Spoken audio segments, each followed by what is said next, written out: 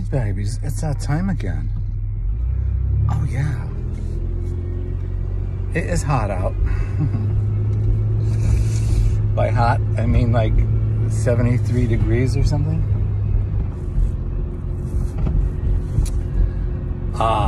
We are in Job 15. Oh, baby. And Job 15 is nothing I think I want to talk about. Sometimes when I open up my mouth, God will put something in it.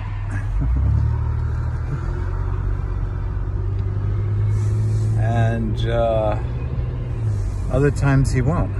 So let's see what he does this time.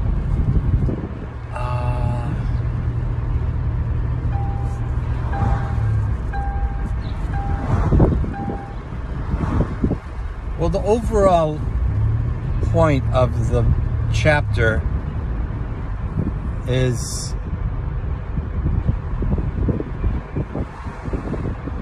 one shouldn't think they're going to get anywhere with arguing with God or outsmarting God or challenging God's judgment, whatever. Okay. Can't say I haven't been there before, and who knows if I'm not there right now.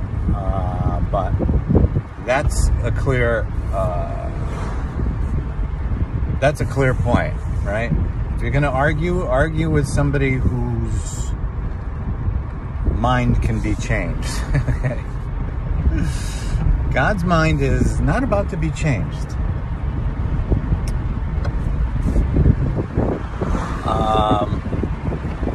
So yeah, I think I'm just going to leave it there because there's other places that could go, but I'm going to leave it there for right now. So then I jumped into chapter 116 of the gospel, the Aquarian gospel of Jesus the Christ, which is, for the most part, a readaptation of the familiar gospels we have in the Bible. The difference being a lot of the judgmental,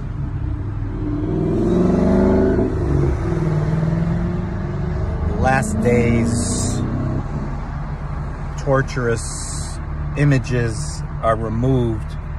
But like in this one, Jesus is referring to the parables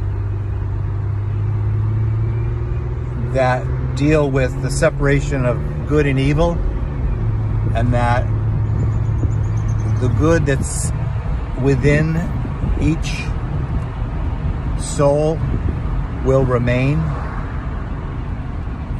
It's only the parts that are not good that get destroyed. So it's kind of a twist on what we normally consider to be traditional scriptural teaching there. But I personally kind of like that. I feel like that's more in line with who I've encountered God to be, and God is always loving, always supporting, always moving us into new realms of obedience and activating faith and loving others, so that even in this realm you see evidence of the closer you get to God,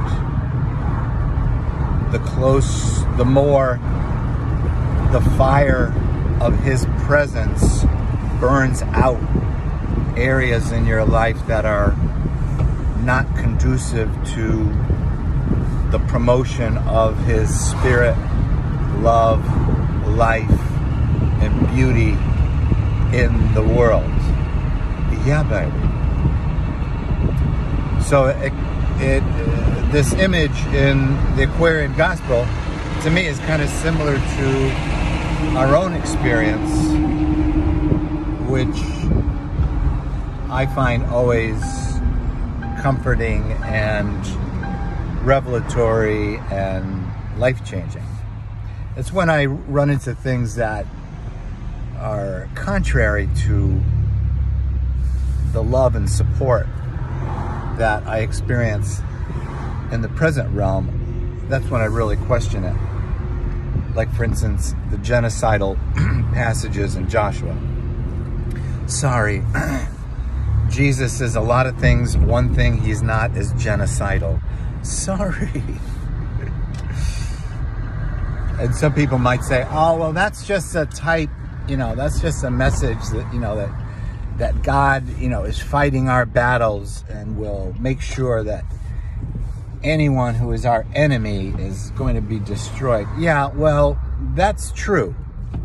But if we're supposed to take Joshua as fact, then every man, woman, and child in the way of Israel laying hold of what they consider to be promised to them by God is not the cost that a loving God would condone. No.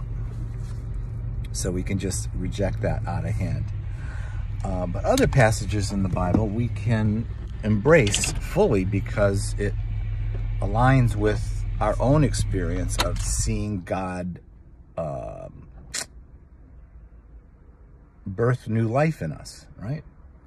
So those verses we can, no matter where they come from, you embrace it.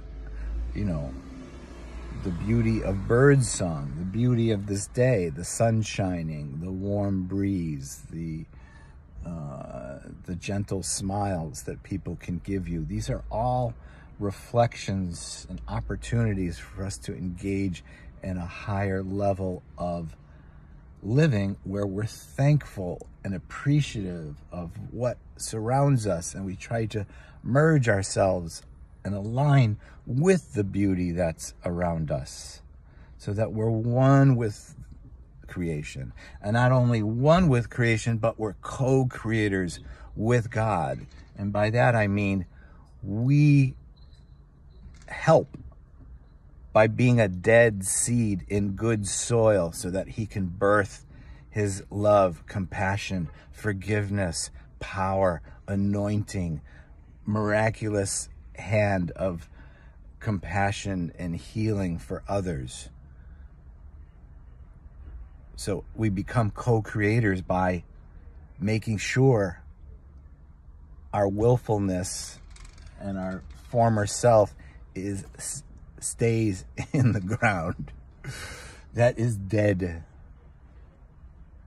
And God will bring to life the beauty of himself that we have the most vivid picture in the cross of Christ. In fact, if you really want to take it up a notch, people, you have to embrace and look at it as an honor when you suffer the same kind of sufferings Jesus suffered when he was here. And I'm not just talking about his bodily torture, although that can't be dismissed, because God could have sent Jesus in a time where he just accepted a lethal injection to show his commitment to us. But no, he was sent at a time when public crucifixion was the means by which a moral position was supposedly portrayed in public life. No, I'm talking about people rejecting you, people criticizing you, people wanting to have nothing to do with you because the word Jesus is so frequently found on your lips. That suffering, the suffering of the people you love the most, don't want to have anything to do with you because they can't relate to the Jesus you love. Those sufferings we need to accept and embrace as an honor that we as his bride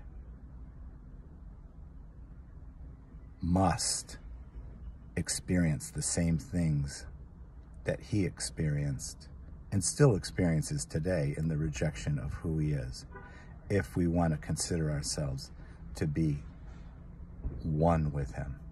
Oh yeah, baby. And when you have that ultimate commitment where it doesn't matter what you experience, you're going to stay committed, then you get all the joy and the peace and the power and the anointing as well. Yeah, baby.